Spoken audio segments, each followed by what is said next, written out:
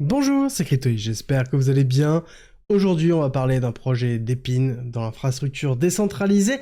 qui a eu beaucoup de fun, mais qui est en train vraiment de percer. Je vous en ai parlé à plusieurs reprises et on va faire un point sur IO, le token, la crypto de IO.net, un projet qui s'est lancé il y a peu de temps, il y a quelques mois, avec un énorme FUD, avec beaucoup de peur, beaucoup d'appréhension, un lancement qui a été, même on pourrait caractériser, de loupé, et pourtant on est en train d'éclater la hausse avec une magnifique courbe en U. Je vais vous expliquer ce qu'est IO.net et pourquoi c'est un protocole qui est intéressant. Mais avant de commencer, et que vous voulez soutenir ma chaîne et que vous aimez ce style de contenu, c'est simple, likez et abonnez-vous si ce n'est pas déjà fait, et on attaque tout de suite avec IO.net, qui est donc la mise à disposition de GPU, c'est-à-dire de cartes graphiques, de puissance de calcul, pour toute société et toute personne qui souhaite l'utiliser. Globalement, c'est vraiment mettre à disposition simplement et très efficacement directement de la puissance de calcul. On sait que la puissance de calcul, c'est compliqué, on a envie d'en avoir, c'est très difficile, surtout quand on veut faire de l'intelligence artificielle, entre autres, il n'y a pas que ça, mais IO.net c'est vraiment basé sur l'intelligence artificielle, mais il faut beaucoup de puissance de calcul, et on n'a pas besoin tout le temps, tout de suite, et il faut qu'on puisse l'avoir à un moment donné, peut-être. Et bien IO.net résout ça. On met à disposition énormément de clusters, de puissance de calcul, c'est-à-dire d'un groupement de puissance de calcul, pour pouvoir justement répondre à une demande particulière à un moment T. C'est la force de IO.net, c'est que c'est sur Solana, c'est en partenariat avec Render, donc un gros protocole aussi dans le Dépine, et on a une énorme offre de GPU, avec des très gros GPU, énormément de puissance, et surtout, c'est le seul dans lequel, en quelques clics, on peut réserver des clusters complets de plus de 30 000 GPU en vraiment un clic. C'est quelque chose qu'on ne voit pas dans les autres acteurs, même AKT, Akash, qui est un concurrent par exemple, IO.net est au-dessus de ce point de vue-là. Et même, dans la même représentation, IO.net est au-dessus aussi dans sa présentation, dans sa structuration, et même dans le coût réel que l'on va avoir d'utilisation de la puissance de calcul au niveau des différents GPU qu'ils proposent. Pour vous donner un ordre d'idée, ils ont à peu près 327 000 GPU qui sont validés et vérifiés. Vérifiés, ça veut dire qu'ils sont performants, 100% utilisables et directement activables. Et ils ont 77 000 CPU, donc beaucoup de puissance de calcul, vraiment puissant, et c'est ce qui montre aussi la force de IO.net. Et c'est ce qui avait été caractérisé dans son lancement, c'est qu'ils voulaient vraiment quelque chose qui soit en 3 clics,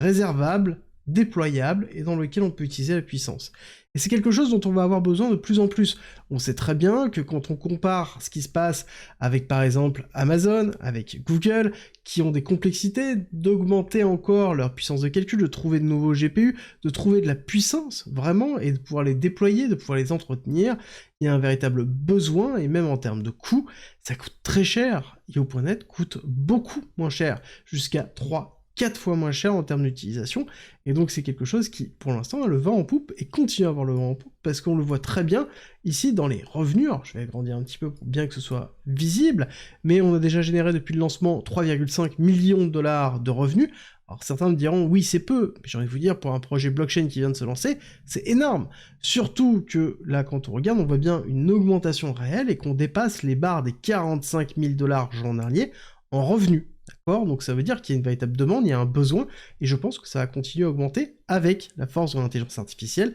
qui augmente aussi dans l'industrie, qui augmente notamment avec le lancement de Sora. Sora, si vous l'avez loupé, c'est l'intelligence artificielle d'OpenAI, qui permet de transformer à partir d'un texte une vidéo, et forcément ça consomme énormément. Mais là-dessus, c'est OpenAI, c'est ChatGPT, ok, c'est une société qui est à part, qui a ses propres serveurs, mais quelqu'un qui veut utiliser ou entraîner son propre langage, ou sa propre intelligence artificielle, bah à ce moment-là, il doit utiliser de la puissance de calcul, et de la puissance de calcul accessible, bah,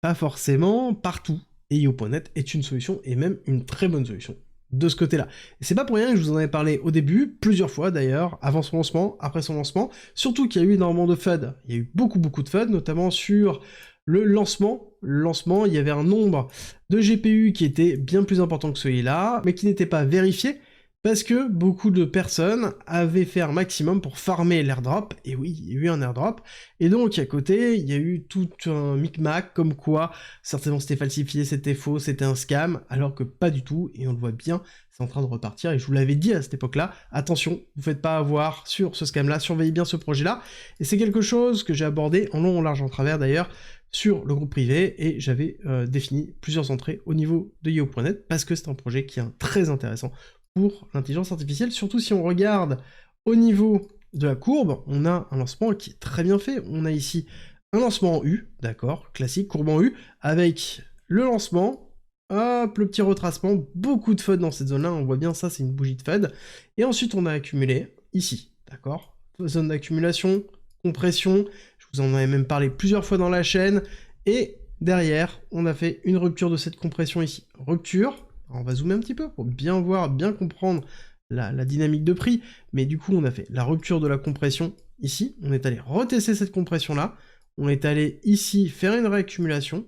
on est allé sortir, retester le top de cette bougie-là, très très propre, et ensuite on a accéléré, d'accord? Et notamment on est allé même encore plus loin, quand on regarde ici ce retracement de Fibonacci, on est allé chercher les 382 et les 0,5, encore une fois, classique, continuité de tendance, donc très belle performance, continuité de tendance, donc renforcement et ouverture potentiellement de trade pour ceux qui n'étaient pas rentrés. On part en accélération. Si on regarde ce qui s'est passé, pareil, ici, où continuité de tendance, pareil, si on laissait des ordres ici, on a été fil, et ce qui a été notamment mon cas dans le renforcement de position, une position en futur que j'accompagne tout le long. Donc explosion, accélération haussière, on fait bien attention, comme d'habitude on est dans une phase d'accélération, mais il va falloir voir et suivre jusqu'où on va pour re-rentrer dans les 382 ou dans les 0,5, qui seront des belles opportunités pour pouvoir accompagner le prix. Surtout que quand on connaît un petit peu la structure des courbes en U, bah, ça ressemble à ça, d'accord? Nous avons une courbe en U, rupture haussière, deuxième courbe en U, et ensuite deuxième rupture haussière. Dès qu'on va rentrer de toute façon en découverte de prix, c'est-à-dire dès qu'on va casser les 6,5$, comprenez bien qu'on va pousser, et on va pousser très très fort, d'accord? On est comme d'habitude en découverte de prix, qui dit découverte de prix, dit accélération haussière très forte. Là-dessus, il y a plusieurs moyens de déterminer ce prix-là. Le prix de lancement, le top, on redescend ici dans la zone de retracement avec l'extension de Fibonacci, on a un premier arrêt de résistance qui va dans les alentours de 8,5$, mais surtout, je pense qu'on ira chercher les 12$ avant de faire la deuxième